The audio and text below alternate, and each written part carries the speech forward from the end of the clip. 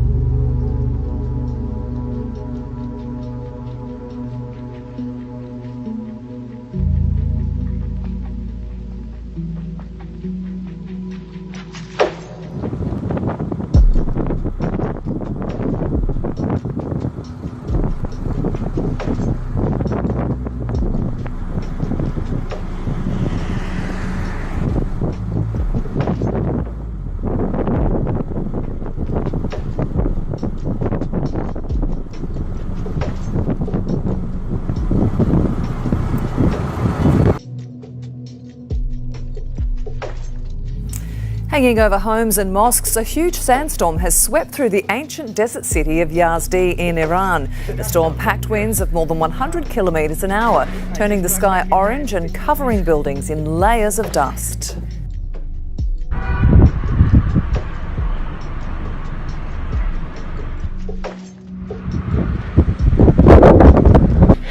It's a dust storm, right? Yes. I just got back in time. Wow. So, did you feel it? An earthquake rattled the South Bay this morning. And I've got to tell you, we've had lots of small clusters of quakes here in recent months. We've had 2s and 3 something magnitude quakes, but I got to tell you, this was the strongest one that I felt. It was kind of a back and forth jolt. It lasted just a couple seconds, but again, it was pretty strong, and people from as far as San Francisco reported feeling it.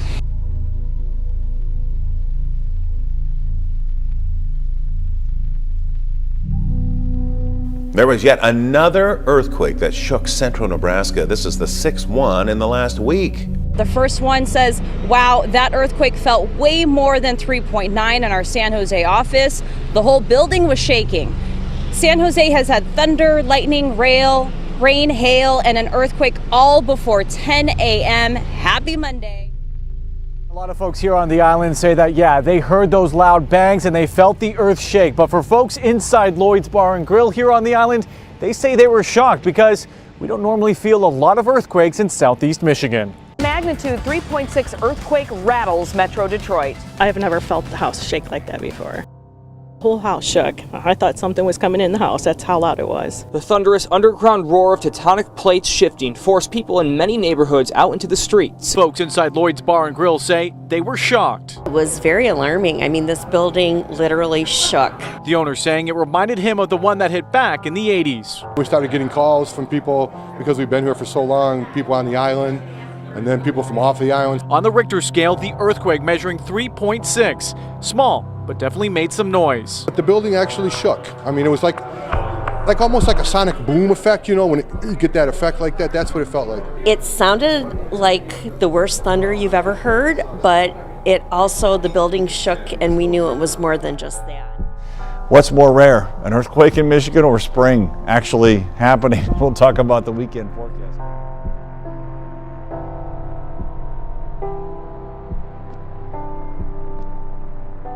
Is pretty. This April snow is not the end of the world by any means, but a lot of people out there tonight are wondering if winter will ever end. Still wearing winter gear in April. I thought these would be put away for now. This is ridiculous. It's almost May. It's actually snowing out here. Snow in April does not work for me. In Waukegan, birds were the only confused creatures on the beach. Fog making its way into the air, and soon drizzle from the afternoon turned to snow at night. A bit of a shock for this golfer in Gurnee. I'm ready to move. So a lot of people think that they're a little bit confused about what's going on out here. I think Mother Nature's a little bit confused. Alicia might be able to open our eyes on what's going on here. For now, I'll just tell you what we're seeing. We're live in Gurnee. Natalie Martinez, NBC 5 News. All of the above. Thanks, Natalie. At midnight, the Hawaiian island of Kauai will again be under a flash flood watch. Parts of the island were swamped last weekend by more than 2 feet of rain.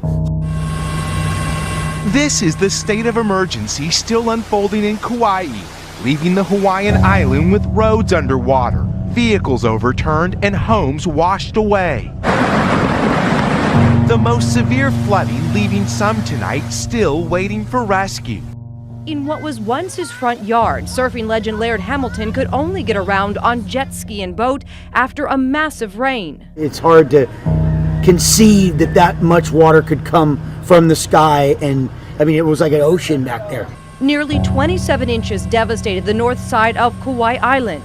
After nearly 30 inches of rain in 24 hours, disaster in paradise with more trouble on the horizon.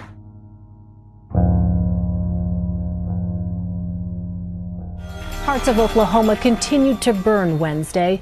High temperatures and strong winds have been fueling fires in the western part of the state. Across the West, explosive conditions on multiple fronts. Today, crews in western Oklahoma are fighting to gain ground on 2 large fires, fueled by a deadly combination of drought and powerful winds. It's the state's third megafire in 3 years. In recent years, the frequency of these large fires has increased.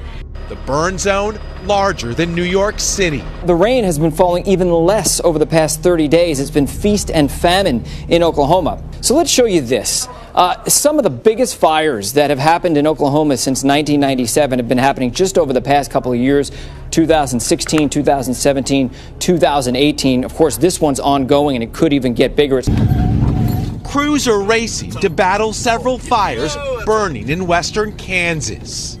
In Colorado, more than 40,000 acres have burned, 23 homes destroyed, 1,000 forced to evacuate. We had 50-foot flames moving at 35 miles an hour. And you can see the trend since 1910 in extreme weather is definitely heading up, especially over the past couple of decades.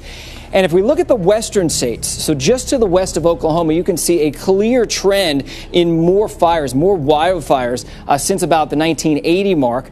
And also notice that the temperature has increased. And because the temperatures are increasing, it's drying out the atmosphere. The relative humidity is going down, and we're seeing more fires and bigger fires.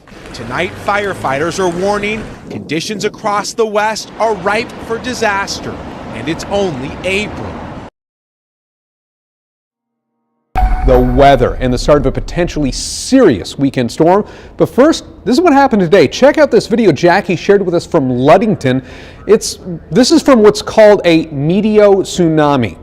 You can see the water from Lake Michigan being sucked back into the lake after 40-mile-per-hour winds pushed all that water into the shore.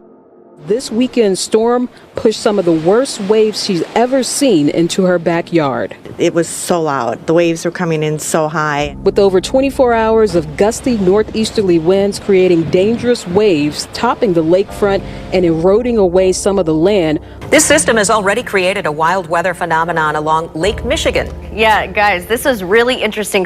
So this was taken just minutes apart. You can see water encompassing, almost overtaking the pier here in Ludington. Ludington, and then that water pulled back out as the lake tries to find equilibrium.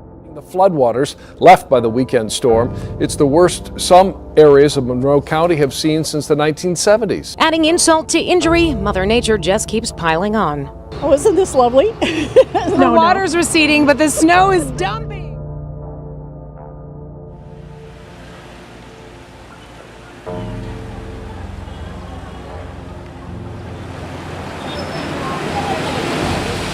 This is the weather condition of Tanzania. As you see, rainfall is raining and some people have no area to live. As you see, the cars is passing and people's.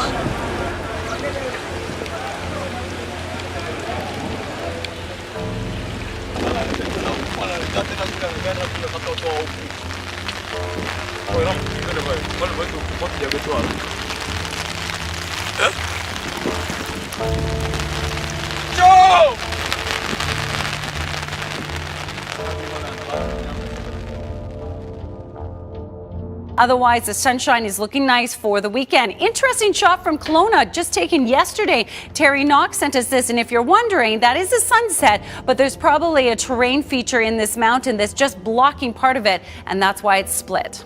It looks like two pictures side by side. I know, neat, hey? What a cool effect.